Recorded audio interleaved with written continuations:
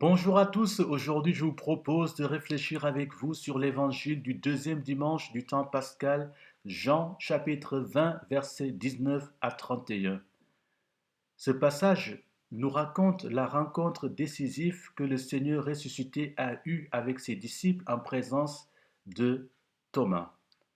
Thomas, comme nous le savons, est un apôtre qui a entendu les différents témoignages au sujet de la résurrection, mais a refusé d'y croire. Aujourd'hui, en le rencontrant avec les autres, Jésus lui demande de ne plus être incrédule, mais d'être croyant. Thomas nous représente, nous aussi, dans notre difficulté à croire et dans nos doutes et dans notre scepticisme. Dans notre vie spirituelle, très souvent, comme lui, nous avons du mal à accepter de croire aux choses que nous ne comprenons pas. Nous cédons parfois à nos questionnements trop rationnels qui nous empêchent de nous ouvrir vraiment à l'acte de foi qui est attendu de tout disciple du Christ ressuscité. D'après tous les récits des apparitions, Jésus ressuscité a un corps bien réel, même s'il est affranchi des limites de ce corps.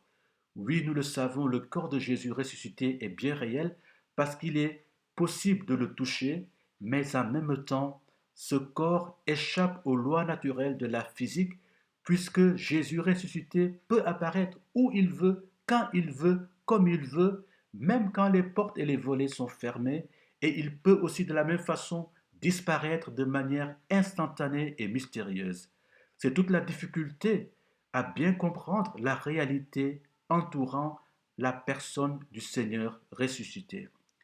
Croire en la résurrection, c'est tenir ensemble ces deux réalités d'un corps bien réel et d'un corps glorieux échappant aux lois naturelles de la physique.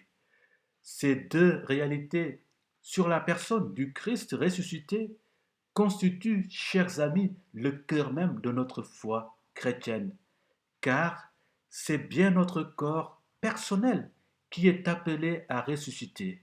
Mais ce corps ressuscité est aussi celui qui est transfiguré par l'amour victorieux de Dieu.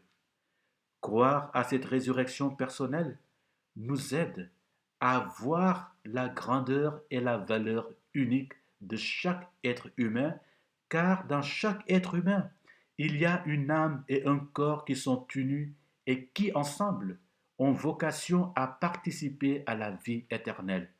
Cette vie éternelle à laquelle nous sommes tous invités à croire est la transfiguration et la participation de toute notre personne avec l'être et l'amour infini de Dieu. Aujourd'hui, à l'instar de Thomas, nous devons croire à la résurrection, non parce que nous comprenons de ce mystère, ni parce que nous pouvons l'expliquer, mais parce que nous croyons que Jésus lui-même est ressuscité et qu'il nous promet cette participation à la vie éternelle en respectant notre humanité corporelle et spirituelle. Et nous savons que dans cette relation de confiance, l'Esprit Saint que Jésus répand sur nous peut alors illuminer notre cœur et notre intelligence, ici et maintenant et pour les siècles des siècles. Amen.